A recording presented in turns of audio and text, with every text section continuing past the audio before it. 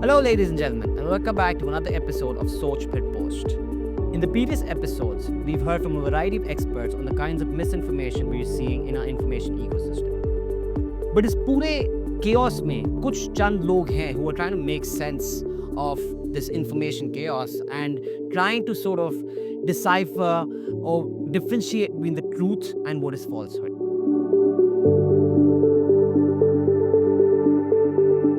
Today, we are joined by Zainab Husain, who is the managing editor of Soch Fact Check. Zainab, thank you for being on our show. Thank you so much for having me. I'm excited to be here. Zainab, just to start off, Soch Fact Check started off around 2020 when it was the time of the infodemic, and you guys were sort of the first movers in the fact check the circle in Pakistan. We'd seen fact checking ka rujhan dunya bhar mein, it started off with IFCN, and then there's been so many different outlets in the West, but Pakistan mein iske upar focus nahi tha. What got you guys excited about this, and why did you decide to launch this outfit? So we launched Soch Videos as our sister company in, I believe, end of 2017.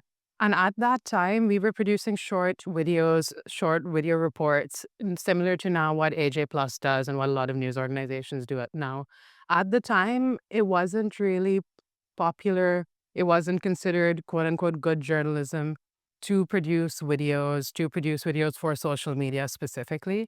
But we thought that's a more accessible form of journalism. There's a lot less censorship in the media. You can have multiple languages. हम उर्दू में भी videos produce करते हैं, English में भी करते हैं, or regional languages में भी करते हैं. Through that work, we would often work with social media companies such as at the time Facebook, now Meta.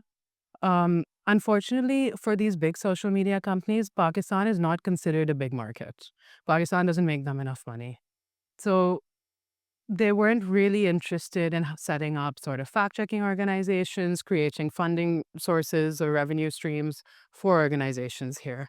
But because we worked with them, we sort of give them some advice about different local issues since they don't have a head office here. That's how we found out about the IFCN, which is the International Fact-Checking Network, of which Soch Fact Check is the only local organization that is a signatory. And that is a very long process to become a signatory. It's a very extensive process. They've combed through our financial records. They know every identifying piece of information about me personally. It is really a lot. And I think it's good that it's a very rigorous process. Yeah, and the protocols are very strict. They Very strict. Yeah. focus a lot on transparency, right? They focus a lot on transparency. Where are you getting your funding? What are you doing? You have to reapply or sort of renew your membership every 2 years when they go through that whole process again. They have all our financial records, everything, and I think it's great. Because of that, though, unfortunately, not a lot of news organizations can afford to go through that process. And secondly, there's not that much interest from social media companies to have a lot of news organizations in Pakistan as part of the IFCN or as part of these fact-checking programs. But we thought it was really, really important that we are in a very specific space on social media. Started off a little bit before that became very mainstream. Now, I believe all news organizations are on social media. They are producing video reports for social media specifically, not just TV news, etc. Um, so that's sort of how we got into the space. And the reason we thought that was very, very important is because this was after the Trump election in the US, and that really changed the international fact-checking landscape because of the alleged Russian interference in the Trump 2016 election. Obviously, since then, we've had another one. Um, because of that, a lot of these social media companies were somewhat forced to take fact-checking seriously and to actually put funding towards fact-checkers, not just in the US, but obviously around the world. Um, and of course, as everybody is quite aware, WhatsApp, Facebook, Twitter, more, especially before it was banned, but there's just so much false information out there. At the time, we were fact checking a lot of disinformation campaigns, not from across the political spectrum, from the PTI, from the PMN, from the PPP, and from the military as well. Now the fact checking landscape has actually changed quite a bit, and we're seeing way more state-sponsored disinformation that is not so hidden anymore, in my opinion. Um, so it's been interesting how the media landscape has changed. It's interesting that you bring this up, the kind of overt use of social media to sort of channel a narrative, right? They want to control the narrative, but they do that through social media.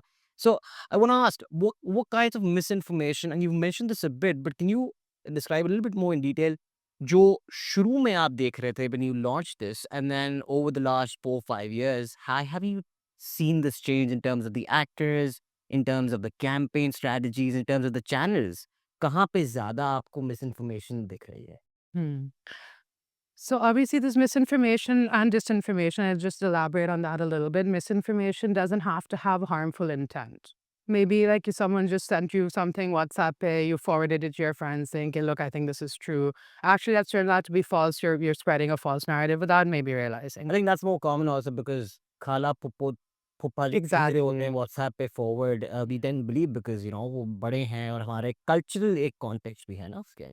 100% और इसकी digital literacy की बात भी आ जाती है कि maybe someone of my generation, maybe not, would be able to Google and say कि अच्छा ये सही है या नहीं. Maybe Google the name of the topic that they've been WhatsApped with the word fact check after it. Maybe see if something comes up. It's not so common, for example, maybe in my grandmother's generation, you see something on WhatsApp and you're like, "Acha chalo, it must be true. Why would they lie?" It's almost like, why would this not be true? So that's also like a process of, the internet users in Pakistan have increased so much in the last maybe 5 to 7 years. It's going to be a process of catching up to that sort of level of literacy that one expects. But back to your original question, I would say in 2020, when we launched, we started conceptualizing Soch Fact Check towards the end of 2019. As we launched, I remember we were building our website. We were having these discussions with our web developers. I was thinking about the categories we want on our website, which we fact check a lot of political misinformation, disinformation, a lot of social misinformation, disinformation. We didn't ever expect to fact check a lot of public health. But obviously, we launched in January of 2020. So we had to put a science category in our website really quickly, which we weren't expecting. And so we started off fact checking lots of COVID-19 related claims because that was what was the pressing topic at the time. And that was also given the state of digital literacy in Pakistan and given that the government narrative, we had to fact check a lot of government ministers who were spreading completely false information about COVID-19. And ये सिर्फ पाकिस्तान का मसला नहीं है. I remember Trump at some point said you should drink bleach, Yes, which was I remember. obviously a ridiculous thing to say. And there were so many things around the world. In Brazil, the Brazilian president, it wasn't just a Pakistan issue. It was a very complicated, confusing global I situation. Remember Pakistan में वो specially हमारे कराची और सिंध में एक herb था सना मक्खी जो मशहूर Mm. हो गया था कि आप ये खाएँ तो कोविड नहीं होगा और आधे कराची को डायरिया हो गया था उस वजह से बिकॉज़ वो they were just munching on that herb without realizing the effects. Uh, but coming to that, so you guys decided कि आपको साइंस पे भी फोकस करना पड़ेगा, पब्लिक हेल्थ पे भी फोकस करना पड़ेगा. How difficult was it? Because obviously, as journalists, we're not trained in science, we're not trained in public health, right? So, Mhm. how difficult is it for fact checkers to sort of sift through that information and find facts? Mm. So obviously, we built our network of doctors, and for example, the head of the COVID program in Pakistan would often like speak to us on the record, off the record, give us information. We had our contacts within the WHO. There was also a lot of publicly available information, and because it was a developing situation. At the beginning, I remember everyone was publishing, calling it coronavirus, then eventually it became COVID-19. Initially, it was like, is this a bacteria? Is this a virus? Exactly. Did it spread from bats? Did it spread from people? There was a lot of things that we had to just say, "Acha, we can't fact check this right now." For example, there was something going viral at the time saying, "Okay, if you do wazoo, you're less likely to get COVID." Loads of people wanted us to fact check this, but we didn't because we were like, when we spoke to doctors, they were like, well, if you're washing your hands and your face 5 times more than you would otherwise, maybe you might be less likely to get COVID, which I'm very glad we didn't fact check that at the time. Another thing was the COVID lab script conspiracy, which we also didn't fact check at the time because we just thought we don't have the information. How are we sitting in Pakistan supposed to go travel to Wuhan where there's a strict lockdown to find out did this virus escape from a lab or not? But the narrative at the time, the international discourse, was completely against the COVID lab theory. It was seen as ridiculous for us to even entertain the idea. It was like, why would you not fact check this? And, so you have to really take a strong editorial, like have a strong editorial decision-making process around these sorts of issues, which we do. We're very clear about what we can and what we can't fact check. Obviously, I think that every type of journalism has its particular space. So, for example, an investigative journalist who's maybe not also a fact checker, a lot of our fact checkers are also investigative reporters, you can get away with a lot more. And I think it's very important. For example, if you speak to people anonymously, they're very likely to give you more information and you can still verify that information. We very, very rarely use anonymous sources in our fact checks because our aim is to be as transparent as possible so a reader can read our article or they don't have to believe us. They don't have to say, "Okay, oh, अच्छा इस आदमी ने लिखा है या सोच fact check ने लिखा है इसलिए we believe it." They need to see कि अच्छा this is the person who's told them this publicly. This is the public tool that they've used. You can recreate that fact check almost. That's our goal when we publish something. Zainab, I'm glad you brought up this point because I really want to know what your process is. So, just walk me through how it happens. You come into the office in the morning and then you sit with your team and you decide कौन सी चीज़ को fact check करना है, and then how does that sort of play with your partners? For example, I know you're partnering with Meta as one of the fact checking outfits here. So, how does that work, and how does that play into your editorial process? So I think that's a really good question. Our day-to-day process, we have a team that some of us are based in Karachi, some of us are based in other parts of Pakistan, some of us are based abroad. So we're a semi-remote team. Um, if I'm working remotely, we'll definitely have some sort of a team meeting at some point. Um, just as a managerial style, we don't do daily team meetings. Our fact checkers are very capable, very intelligent.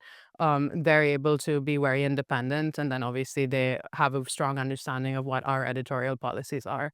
So normally our fact checkers will come in, they'll find something to fact check at the time, they'll have a look at social media. There's a lot of claims that we monitor using different tools to figure out like how viral are they going. And the goal is to find a claim that's almost viral so that we fact check it in a timely manner. Obviously, once it's already viral, if it's something very important, of course, we will also fact check that. Just to ask you here, what does almost viral mean in terms of, are you quantifying the number of the engagement on social media? Is that That's what we try to do. Obviously, it's an estimate.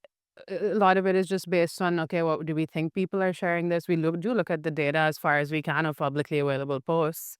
Using platforms like Meta used to have a platform called CrowdTangle, which they have another one right now. I can't remember the name at the moment, but it does a similar thing where you track one post, for example, or one topic, and you track it across different platforms. So Meta, like Instagram, Facebook, Twitter, YouTube, etc. Obviously, you can't track WhatsApp because it's encrypted. But we'll keep an eye on the metrics. We'll try ideally to catch a claim when we think, okay, this might go really viral and this might be very dangerous. So when it comes to our editorial policies, we have a very clear-cut methodology, which is also like available on our website, because of course we try to be as transparent as possible. We prioritize claims that could be physically harmful for you could put someone in danger, particularly if it's a whole vulnerable community or minority group or group of people or an individual. Obviously, so anything that we think can put someone in physical danger, anything that can have that goes against scientific consensus, that goes against historic consensus, we prioritize those sorts of claims. For example, something we really occasionally we have fact checked it because people are really interested in it. And maybe if we've had a bit of time, it's been a slow news week, but we really avoid celebrity gossip, for example. It's my pet peeve. Of course, I'm sure that it's a horrible thing for the celebrity in question if there's something really like, untrue going around. But that's just, we're a small team. We have to be published around 50 fact checks a month, approximately, give or take, sometimes a bit more, sometimes less. We have to prioritize what's the most important claim to work on. So we look at virality, we look at impact. And we have a team of, at the moment, I think we have 7 fact checkers. We try to spread ourselves to communicate with each other to make sure we're fact checking different topics. We really, really make a conscious effort to be unbiased. Obviously, I think every person has their internal biases, their implicit biases. But to be aware of that and to discuss it as a team is very, very important. So if we're fact checking three different claims about one specific political party, we will make a conscious effort to think about ourselves and be like, is this our algorithm showing us this? We have different accounts that we use on all the social media platforms so that our algorithm shows us different pieces of content, not just what we personally might be viewing on our personal social medias. So we do have to think a lot about, are we being balanced enough?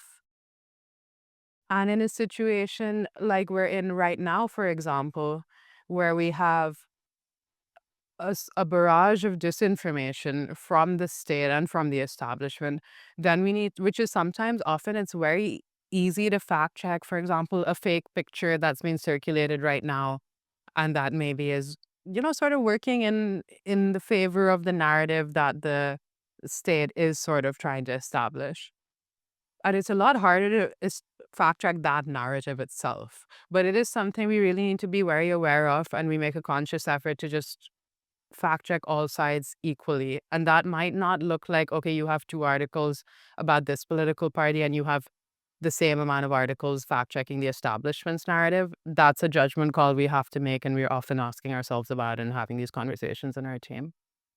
So our methodology is completely in line with the guidelines of the International Fact Checking Network, the IFCN.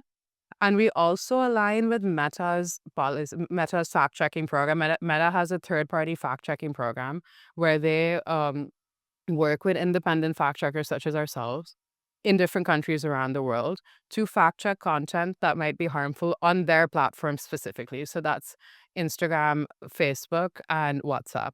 So WhatsApp, we have a WhatsApp channel, which is actually one of our most popular platforms in Pakistan because I think that's where a lot of people get their information. Um, our policies don't always align with Meta's policies. So we do publish our own fact checks as well to our website that we don't flag through Meta's program. So maybe I should explain a little bit about our partnership. Meta's fact checking program was set up actually after the Trump election, sort of what one can say maybe in response to that election as well. And the pushback that Facebook, at the time, Facebook now Meta With got. Cambridge Analytica, the entire saga that happened. Yep. Yeah. Um, so then there was obviously a real push by the US Supreme Court and by the public as well to have a bit more transparency. These social media companies didn't start. Zuckerberg didn't wake up one day and say, I want to create a news platform, but he has. It is a news platform, whether they like it or not. It's the biggest publishing platform in the world. 100%, especially if you consider Meta includes WhatsApp, Instagram, and Twitter. Sorry, not Twitter, Facebook. Facebook, yeah. Um, so What is a whole different story? Twitter's a whole different story, actually, especially after the Elon Musk takeover and these community notes, like, not as relevant for us anymore because it's banned, but everyone's still using it. Yeah. But so the thing with the Meta program is, I think it's a very, very important program, and I'm really glad that they've taken this initiative and they put the funding towards it that they have. Is it the amount of funding they could put towards it? Definitely not. It's a multi-billion-dollar company. That is a news platform, a global news platform, and a lot of misinformation in Pakistan and disinformation is spread through that platform.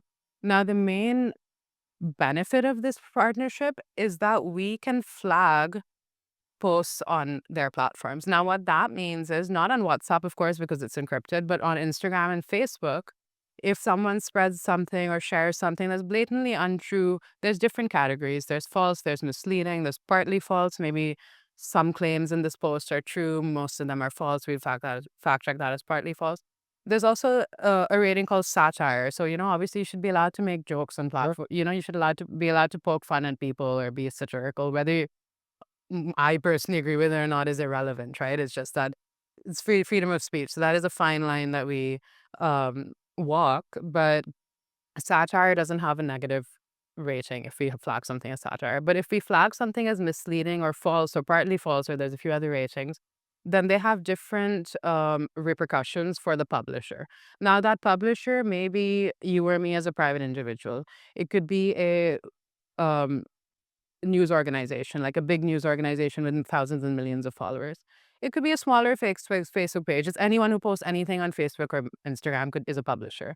And we publicly, obviously. So we only fact check public posts. We don't fact check, private posts. And we pick up that post, we fact check it, we publish an extensive article with our methodology, our reasoning, etc.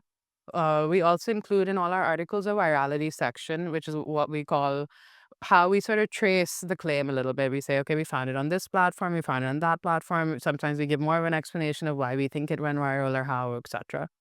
Um, Once we flag something as false or misleading, there's a banner that pops up that says this has been independently fact checked. When you click on that post, you see it by third party fact checkers. If you click the link, it will lead you to our fact check. If we've flagged the same publisher 3 times in a certain period of time, their whole page is demonetized.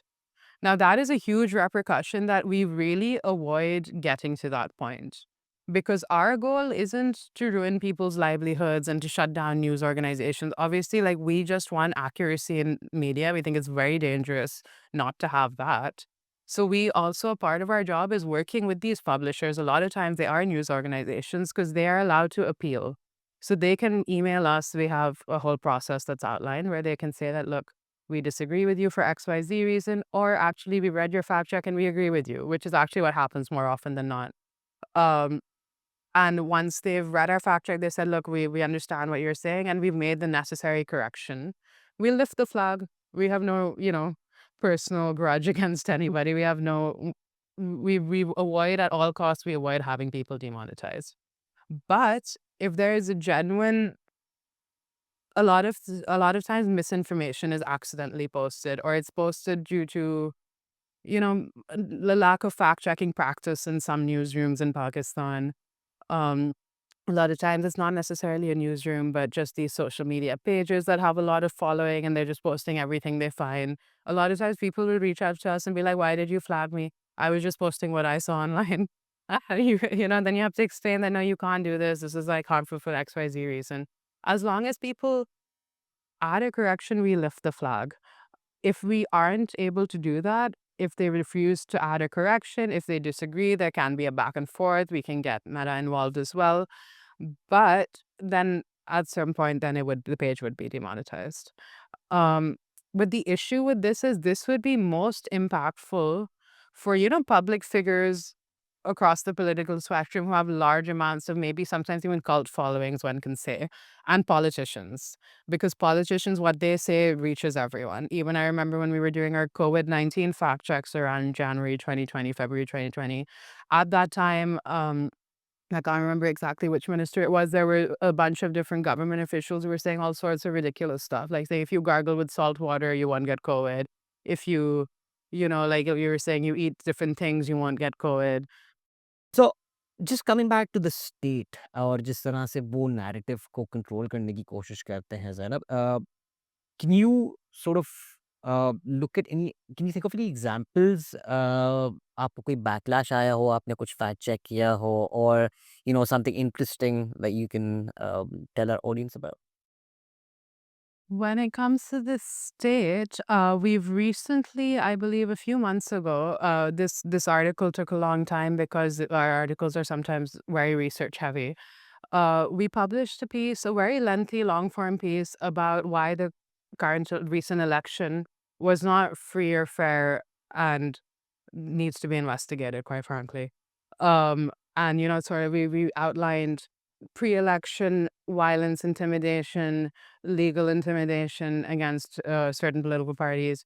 We also really highlighted and detailed the situation with Form 45s and how the Form 45s were not displayed, which is in complete violation to the Constitution. This wasn't a fact check. This was an investigative piece. This is a fact check. Okay. Yeah, this is a fact check that we published. We did obviously get some backlash from that. We get backlash for quite a few of our fact checks, actually.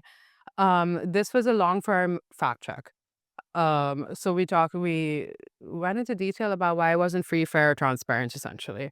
And it was completely, needs to be investigated, needs to be looked into. So we got a lot of backlash about that. And it's not just about the Pakistani state. One of our articles that we weren't expecting, because obviously we are a Pakistani organization, we focus on South Asian politics and health and etc. And we focus on other global geopolitical issues that affect our audience, which is primarily a Pakistani, Desi, local and diaspora audience.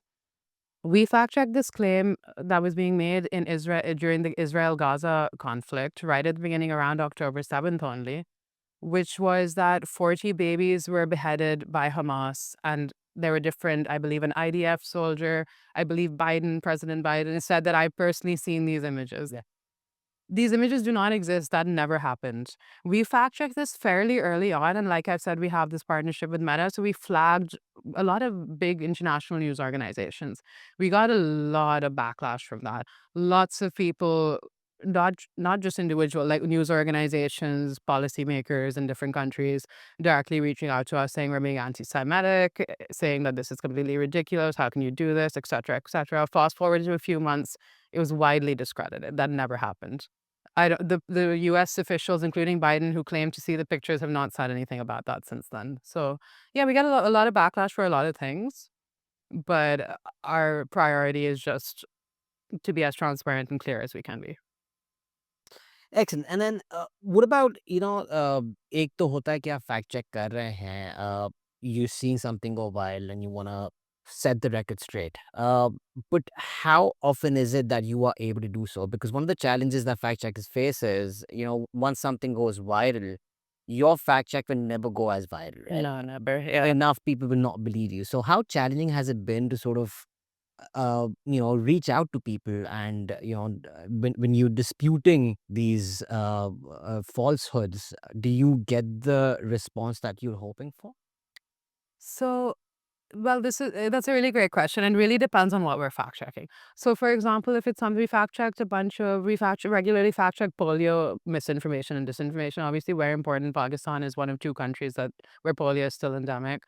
Um, there was a video that I believe went viral maybe 2 or 3 years ago. That was the first time I saw it, but could have been viral before that. Of a group of children with this man who mostly went viral on WhatsApp, who said, "Okay, look, these children took the polio vaccine and now they've passed out and they're behosh." And I think I remember that. That was from a classroom में था, yeah, and then they took it them to a hospital, and it turned out that it wasn't actually the polio vaccine that was administered. no, and these children are also not behosh. He was telling them, "Ke le jao," you know. But the way the video was presented was quite convincing. It's not like, people aren't stupid because they're going to see it and be like, "Oh, no, no, this, yeah, we believe this, even though it's completely ridiculous." These things are always a bit convincing. And there's also confirmation bias, right? If I already believe something, then I'm more likely to believe a video that agrees with me. So that confirmation bias is what we're fighting against. So I often have to ask ourselves, our fact checkers ask ourselves, okay, we believe what we've written. We believe this is enough information. But if you're strongly on the other side, will you believe that? And, sometimes no. Sometimes there's nothing you can do besides keep pushing, try other routes, speak to people, have digital literacy programs, work with the government when it comes to health misinformation, for example. Um, in terms of our impact, I do agree that fact check was never going to have as much impact as a like viral false piece of information. And that again is something that social media companies need to genuinely take a look at, right? It's not enough to create a fact checking program where you've created a limited fund and said, okay, I'm done. I washed my hands off this. Why is the algorithm not being adapted for fact checkers? Because measured, reasonable content is not going to get the same traction with with any social media algorithm. This isn't a meta specific problem, but it's not going to get that traction. That's something that evokes a strong emotional reaction will, whether that's positive or negative. So yeah, that's really something that we think about, and that's sort of the next step of trying to disseminate our fact checks further. Spoken to some fact checking organizations, and there's an organization, really great organization called Africa Check. They work in a lot of different parts of Africa. They're also an IFCN signatory. One thing they do that's very, very interesting, and we're really thinking about, is they go to churches and they print out their fact checks and they put them on the bulletin boards there. Interesting. Because in their communities, in those certain communities, that's where people will get their false information. So it's like, okay, but the truth's there then as well, right? People aren't going to be looking on Facebook necessarily in that specific community. So we do need to think about creative ways to get our point across. Absolutely. And I think this can't be a lone fight. You guys have been the first movers in this sector, but now there's other organizations looking to fact check. I think Geo has launched its own fact check desk. iVerify, which is an endeavor on the part of UNDP and CJ, through which this podcast is being hosted, is also another Mm. sort of outfit that's been launched. So, do you see any opportunities and partnerships between these organizations just to amplify each other's work and try to sort of reach a larger audience? 100%. I don't think our organization or any organization can operate completely in isolation without coordinating with that ecosystem. Just to give maybe a slightly irrelevant but also relevant example, when there was this attack in New Zealand a few years ago, the Christchurch, yeah. Yeah. So I was speaking to some fact checkers from New Zealand at the time. I met them at this conference, and I was shocked. I was like, the manifesto of the attacker was never published. Till this day, we don't know what he said, which is good journalism, right? We shouldn't know what a terrorist is saying and what the point he wants to get across through his terrorism. And I said, "How did you guys do that? This would have never happened in Pakistan, and not just Pakistan, it was never happened in the US, the UK, whatever." And they said, "We're just a small country. We have like, I don't know, 20 mainstream newsrooms. We all called each other up. We said we're not going to publish it." So there needs to be some sort of, obviously, that's not possible. That is a bit of a But I specific think there's example. going to be precedence here, Ska. Mhm.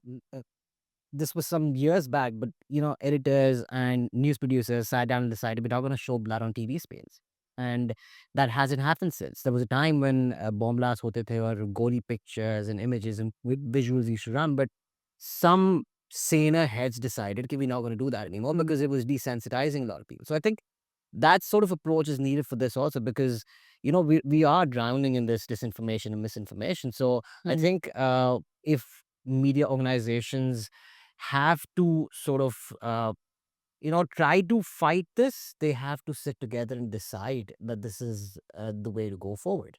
100%, yeah. And as you probably know, one of the main risks that we take as fact checkers and any journalist who's covering the actual truth in Pakistan takes is you risk your physical safety and you risk the physical safety of your family and your friends and everybody else.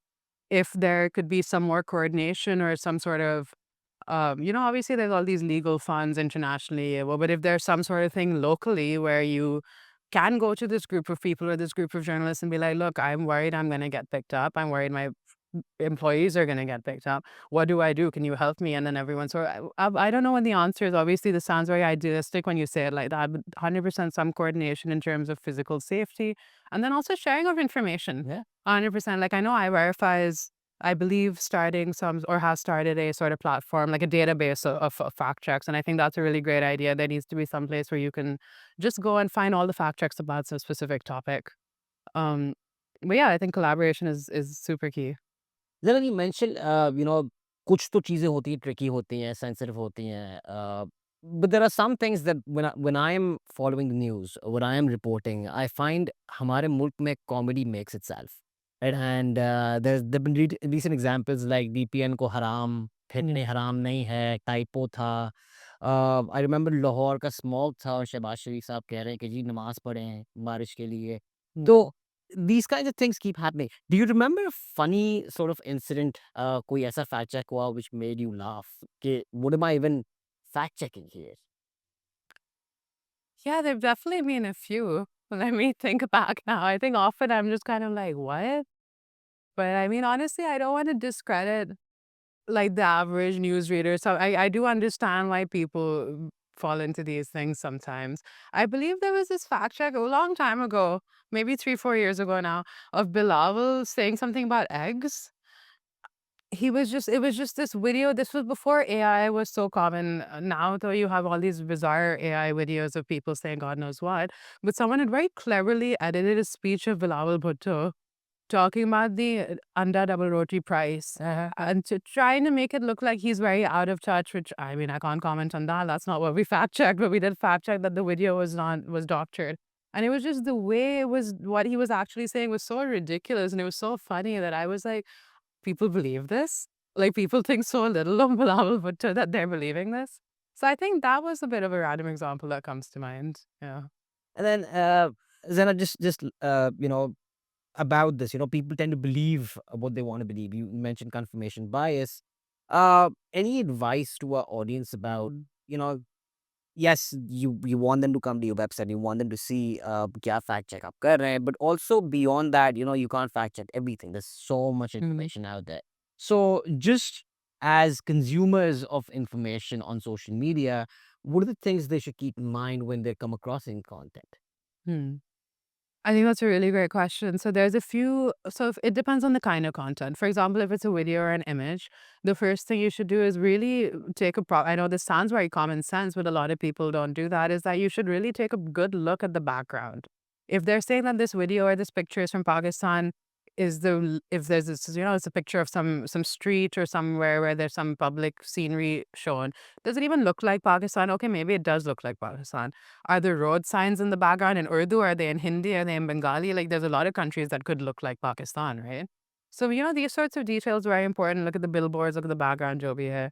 Sometimes I remember we fact checked a few videos that are, claims like saying that this is Islamabad police doing XYZ. You zoom into the badge on their uniform and you're like, that's not the Islamabad police. But they could be when you look at the zoomed out version. So, really looking at those details. Reverse image search is your best friend, especially for an image or a video. You can reverse image search the whole image, and it's very simple to do. If you go to just Google reverse image search, you save a picture, you put it in there. You can add it as a plugin so that you can just right click and search the image directly. But you can also reverse search specific details, like for example, a badge on a police officer's uniform. It doesn't have to be the whole thing. Um, there's a bunch of if I would recommend that if people are digitally somewhat literate and you don't need to be very technologically savvy to do this. Um, there's something called open source technology, OSINT. If you Google OSINT essentials, what usually comes up at the top is a journalist I know. He's created this very useful free toolkit for anybody to use of OSINT different OSINT tools. So that includes tools that will help you geolocate something. This could be something very simple like Google Maps. It could be something a bit more intricate as well. There's tools that are help you estimate the size of a crowd. There's tools that might help you figure out what was the angle of the sun that day. So then should the shadows be facing? In direction, for example. Yeah. Yes. Mhm. So these sorts of things are a little bit more intricate, but then what everybody can do is just look at the details. Especially these days, AI generated images and videos and audio notes are the most popular form of viral news or viral fake news these days. I know Google and other social media companies have been working on tools to try and fact check these. Hopefully, we'll get these at some point, but until then, we have to really look at the background. We have to look at the details of like, are all five fingers there? For some reason, AI is still not At the very good. same size. Yeah. The earlobes, I think that's one of the major giveaway And things. hair. Like at some point, the hair starts blending in with the background. So, if it looks too airbrushed, you have to ask yourself, like, could this be AI generated?